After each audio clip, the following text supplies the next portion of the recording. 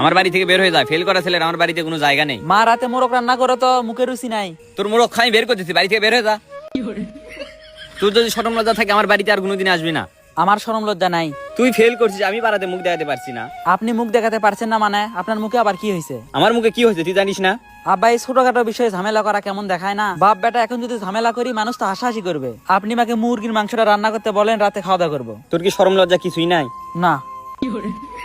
Fail তো করছিস, এখন কি করে খাবি? কি করে খাবো সেটা তো বলতে পারছি না। রাতের বেলা মাকে মোরগটা রান্না করতে বলো। তোর মোড়ক খাই বের করতেছি, তুই আমার বাড়ি থেকে যা। আচ্ছা আব্বা একটা কথা আমাকে বুঝান, আপনি যে চিল্লাচিল্লি করতেছেন, এত চিল্লাচিল্লি করে হচ্ছেটা কি? আপনি এখন চিল্লাচিল্লি করলে আমি কি পাশ করতে পারবো? পড়াশোনা আমার মাথায় ঢোকে না, আমার চিন্তা ভাবনা শুধু ব্যবসা নিয়ে।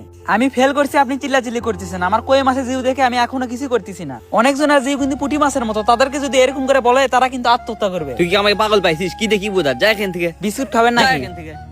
আমার বাড়িতে তুই আর আসবি না। দুই বন্ধু ছোট থেকে একসাথে লেখাপড়া করলাম, আমি পাশ করলাম আর তুই ফেল করলি। এখন তুই সমাজে কিভাবে মুখ দেখাবি? কেন এখন কি মুখ দেখাতে পারবো না? ফেল করছিস কেমনে মুখ দেখাবি? যদি মুখ দেখাতে বেশি সমস্যা হয় বিপাশা সোনুমেকে মুখ দেখাবো নি।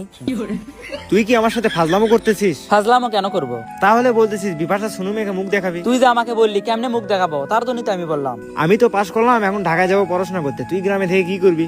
আমার মাথায় তো চিন্তা আছে ব্যবসা বাণিজ্য করব। তুই করছিস ফেল, তুই কিসের ব্যবসা করবি? কেন, কোন জায়গায় লেখা আছে ফেল করলে ব্যবসা করা যাবে না? তুই যদি পাশ করতি তাহলে একসাথে পড়াশোনা করতাম, এখন গ্রামে খ্যাতগিরি কর। শোনেক বন্ধু, তোকে একটা বুদ্ধি দেই।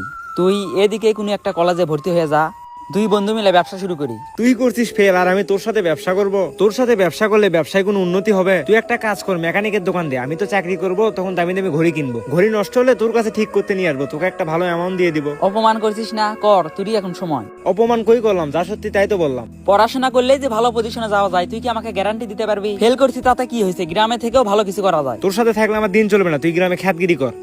এখন সবাই আমাকে অবহেলা করবে, কিছু একটা করা লাগবে। জীবন নামে রেলগাড়িটা আর তো চলে না। কি রে, তোর আব্বাকে কি বলছিলি?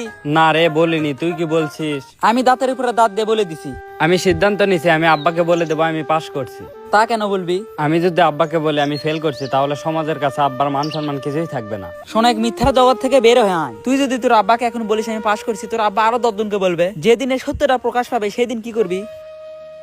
এখন যদি তুই সবাইকে বলিস আমি পাশ করছি, তাহলে হয়তো কয়েকদিন ভালোভাবে চলতে পারবি। যেদিন সত্য প্রকাশ পাবে সেদিন তোরা তোর বাপের মান সম্মান একটু থাকবে না। তুই অবশ্য ঠিকই বলছিস। শোনেক, দাঁতের উপর দাঁত দিয়ে সত্য কথা বলে দিবি, হয়তো কিছুক্ষণ চিল্লাচিল্লি করবে, কিন্তু তুই একটা কথাও বলবি না। এখান থেকে গিয়ে আব্বাকে বলে দেব।